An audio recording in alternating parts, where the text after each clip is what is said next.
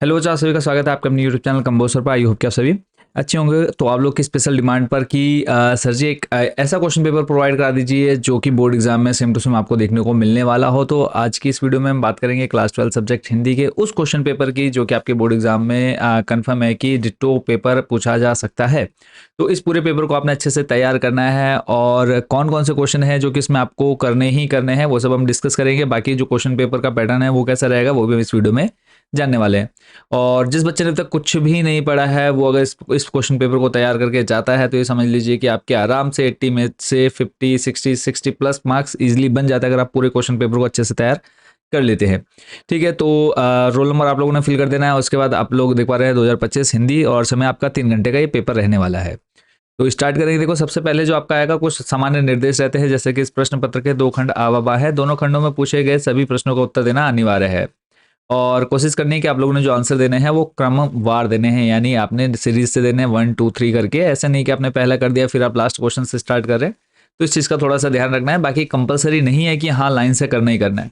Second number है प्रश्नों के निर्धारित अंक उनके सम्मुख अंकित किए गए हैं। सेक्शन ए है जो खंड आ है इसमें आपको गद्यांश मिल जाता है। इस गद्यांश को पढ़ना है। आप लोगों ने इस पेपर को देखो बच्चों अच्छे से तैयार कर लेना है। बाकी इस पेपर का सॉल्यूशन और बाकी इंपॉर्टेंट क्वेश्चन हमने आप लोग के लिए तैयार कर दिए है, जो कि हमने टोटल 3 से 4 पीडीएफ में हमने आप लोग के लिए इंपॉर्टेंट क्वेश्चंस कवर किए हैं। वो भी आपको मिल जाते हैं। कहाँ से मिलेंगे वो भी हम जान लेते हैं। तो पेपर तो देखेंगे प्लस आप लोग इंपॉर्टेंट क्वेश्चन कैसे ले सकते हैं पहले मैं आपको दिखा देता हूँ कि इंपॉर्टेंट क्वेश्चंस कैसे हैं और कहाँ मिलेंगे। तो ये टोटल 3 पीडीएफ हमने आप लोगों के लिए तैयार किए हैं और इन्हीं में से 100% जो आपका क्वेश्चन पेपर है वो बनने वाला है। तो टोटल देखो 3 पीडीएफ जिसमें आपके हमने पहली पीडीएफ में आरोह वितान की इंपॉर्टेंट क्वेश्चन कवर किए हैं। सेकंड में आपका जो रचनात्मक लेखन है जिसमें आपका पत्र निबंध वगैरह आता है। थर्ड में जो आपके अनिवार्य संस्कृत है हिंदी के साथ। इन तीनों पीडीएफ को हमने मात्र आप लोग के लिए 7 to 80 70 से 80 रुपये में आप लोग के लिए इसका जो प्राइस है वो रखा है ताकि आप लोग अच्छे से इनको तैयार कर पाएँ। तो ये तीनों पीडीएफ जो बच्चे लेना चाहते हैं ये हमारा व्हाट्सएप नंबर है। इस व्हाट्सएप नंबर पर आपने मैसेज करना है। मैसेज करके आपने अपनी क्लास सब्जेक्ट मीडियम बता देना है। हम आपको क्यूआर कोड देते हैं, उस पर आप जैसे ही पेमेंट करते हैं पीडीएफ डायरेक्ट आपको आपके व्हाट्सएप नंबर पर भेज दी जाती है। और जो बच्चे वेबसाइट से लेना चाहते हैं विजिट करना है कंबोसर होम पर जाकर के आपने सिंपली नीचे आना है। टॉप 30 क्वेश्चन में आने के बाद क्लास 12 के बाद आपने अपना सब्जेक्ट यहाँ से चूज करना है। उसके बाद नेक्स्ट आप यहाँ पे देखेंगे आपको पीडीएफ मिल जाएगी और आपने स्टेप बाय स्टेप आगे चलते जाना है।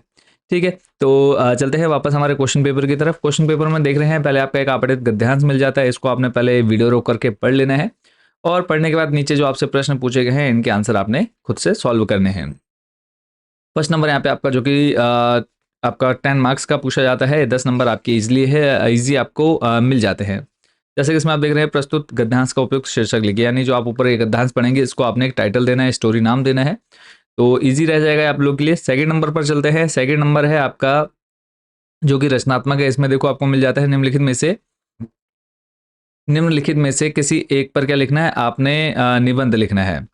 ठीक है, तो अब हमारे पास जो टॉपिक मिले हैं वो टॉपिक कौन कौन से हैं वो भी हम यहाँ पर देख लेते हैं। पहला जो टॉपिक बच्चों आपके सामने है वो है जय जवान जय किसान। दूसरा है बढ़ती जनसंख्या के दुष्परिणाम। गा नंबर पर है वर्तमान शिक्षा प्रणाली गुण एवं दोष। घा नंबर है पावस में पर्वत प्रदेश। तो 200 शब्दों में निबंध लिखना है। 4 टॉपिक है, चारों में से किसी एक टॉपिक पर। 8 नंबर का निबंध बच्चों आपके एग्जाम में इन्हीं में से कोई एक टॉपिक आपको मिलने वाला है बोर्ड एग्जाम में। तो अच्छे से तैयार कर लेना है इस पेपर को। नेक्स्ट आपका क्वेश्चन नंबर 3 है। इसमें आपसे कहा है निम्नलिखित प्रश्न खंडों के सही उत्तर विकल्प अपनी उत्तर पुस्तिका में लिखिए। एक एक नंबर के 5 क्वेश्चन पूछे जा रहे हैं। 5 नंबर का टोटल ये आपका रहता है सेक्शन। तो का नंबर है उत्तराखंड से प्रकाशित होने वाले सबसे प्राचीन समाचार पत्र कौन सा है, तो ये आपने बताना है। नेक्स्ट का नंबर है कौन सा संचार माध्यम श्रव्य माध्यम है। तो 3 ऑप्शन दे रखे हैं, तीनों में से आपने एक पर टिक करना है। नेक्स्ट गा नंबर है पीत पत्रकारिता के अंतर्गत आते हैं, कौन आता है वो आपको यहाँ पर बताना है। घा नंबर है वर्तमान स्वरूप में मुद्रण की शुरुआत कहाँ हुई, वो आपको बता देना है। लास्ट 5 टोटल देखो 5 नंबर का आपका जनसंचार माध्यम से आता है। 5वां क्वेश्चन है समाचार पत्र का सबसे महत्वपूर्ण पृष्ठ क्या कहलाता है। तो बहुत इजी आंसर्स हैं। देखो इन सभी क्वेश्चंस का आंसर प्लस और कौन कौन से क्वेश्चन है जो आपके एक्सपेक्टेड है कि आपके बोर्ड एग्जाम में आएंगे वो हमने सारे पीडीएफ में कवर किए हुए हैं। तो पीडीएफ आप इजीली परचेज कर सकते हैं, आपको कोई ज़्यादा परेशानी नहीं होने वाली है उसको परचेज करने में। क्वेश्चन नंबर 4 है नई शिक्षा नीति में मातृभाषा का महत्व विषय पर लगभग 150 शब्दों का एक आलेख लिखिए। आलेख 5 नंबर का आप लोग का आता है लिखने के लिए। अब आपको किस पर लिखना है, नई शिक्षा नीति में मातृभाषा का महत्व। या फिर इसी के अथवा में आपको दे देते हैं रिपोर्ट तैयार करने के लिए। हर घर नल योजना के परिप्रेक्ष्य में अपने ग्राम अथवा मोहल्ले में पेयजल की स्थिति पर लगभग 150 शब्दों में अपने जनप्रतिनिधि के नाम एक रिपोर्ट तैयार कीजिए। तो इसको आपने देख लेना है। फिर आ जाता है हमारा नेक्स्ट क्वेश्चन नंबर 5, जो कि हमारे बुक से है, फर्स्ट बुक है आरोह से। तो निम्नलिखित काव्यांशों में से किसी एक पर पूछे गए प्रश्नों के उत्तर लिखिए। तो ये आपने पढ़ना है, जैसे कि इसमें मैं और जग और कहाँ का नाता, मैं बना बना कितने जग रोज मिटाता। तो इसमें कहाँ नंबर है, कवि के जीवन का संसार से किस प्रकार का नाता है। कवि के जीवन का संसार से किस प्रकार नाता है, ये आपने बताना है। 2 नंबर का है और कम से कम 4 लाइन में आप लोगों ने इसका आंसर देना है। इसी का सेकंड नंबर है, रोदन में राग और शीतल वाणी में आग लिए फिरने में कवि के जो भाव है उसको स्पष्ट कीजिए, ये भी 2 नंबर का है। फिर उपयुक्त पद्यांश के रचनाकार का नाम लिखिए। आपने ये जो जिसने ये कविता लिखी है उसका नाम आपको बताना है। नेक्स्ट है सेकंड, इसी के देखो दोनों में से किसी एक पर आपने करना है। 2 आपको दिए रहेंगे, दोनों में से किसी एक को आपने करना है। कई बच्चे होते हैं कि दोनों के दोनों करके आ जाते हैं, तो बिल्कुल नहीं करना और ये सोचते होंगे कि ज़्यादा नंबर मिल जाएंगे, कुछ नहीं मिलता है। उल्टा और जो आपका सही होगा वो कट जाएगा। तो सेकंड है, छोटा मेरा खेत चौकोना, कागज का एक पन्ना, कोई अधड़ कहीं से आया, क्षण का बीज वहां बोया गया। तो इसको आपने पढ़ लेना है। इसमें देखो जो 3 क्वेश्चन है, चौकोने खेत को कागज का पन्ना कहने में क्या भाव छुपा हुआ है वो आपको बताना है। हाँ नंबर है, इस कविता के संदर्भ में अधड़ और बीज क्या प्रतिपादित करते हैं। गा नंबर है, उपयुक्त काव्यांश के रचनाकार का नाम बताइए। यानी ये जो कविता है, या तो आप ऊपर वाला कर लीजिए जो आपने थोड़ी देर पहले ऊपर कविता देखी उसको, या फिर आप इस कविता को करेंगे। क्वेश्चन नंबर 6 है, निम्नलिखित काव्यांश को पढ़कर उसका भाव सौंदर्य स्पष्ट कीजिए। तो इसको भी आपने पढ़ना है और इसके भाव सौंदर्य, यानी इसके अंदर आप इसके अंदर क्या छिपा हुआ है, बाकी इसका जो रस हो गया और अलंकार हो गया, ये सब आपको यहाँ पर बताना है। क्वेश्चन नंबर 7 है, निम्नलिखित में से किन्हीं 2 प्रश्नों के उत्तर दीजिए। 4 नंबर का ये सेक्शन है। क्वेश्चन नंबर 7 जो है, कैमरे में बंद अपाहिज कविता के माध्यम से कवि समाज को क्या संदेश देना चाहता है। हाँ नंबर है, सबसे तेज बौछारे गई भादो गया के बाद प्रकृति में जो परिवर्तन कवि ने दिखाया उसका वर्णन अपने शब्दों में कीजिए। गा नंबर अब देखो 3 है, 3 में से कोई 2 के आंसर आपने देने हैं। बात और भाषा परस्पर जुड़े होते हैं, किंतु कभी कभी भाषा के चक्कर में सीधी बात भी टेढ़ी हो जाती है, कैसे, स्पष्ट कीजिए। इन सभी क्वेश्चंस के आंसर आपको उन पीडीएफ में मिल जाते हैं जितना आप देख रहे हैं, और बाकी और जो इंपॉर्टेंट क्वेश्चन आपके बच्चों बनते हैं वो भी सारे हमने उस पीडीएफ में कवर किए हुए हैं। 8 नंबर है, निम्नलिखित गद्यांशों में से किसी एक पर आधारित प्रश्नों के उत्तर दीजिए। तो यहाँ पे आप देख रहे हैं, शिरीष तरु की तुलना अवधूत से करना कहाँ तक उचित है। शिरीष का क्या विशेषता है। उपयुक्त गद्यांश के लेखक का पाठ का नाम बताना है। तो मैं ऑलरेडी इसको बता भी चुका हूँ प्रीवियस वीडियो में कि आपने राइटर नेम और जो आपके कवि और उनके कविता है वो, प्लस आपके जो पार्ट है, स्टोरी है, उनके जो राइटर हैं, लेखक हैं, उनके नाम आपने अच्छे से याद कर लेने हैं। 2 नंबर के आपका बच्चों ये पूछा जाता है सीधा।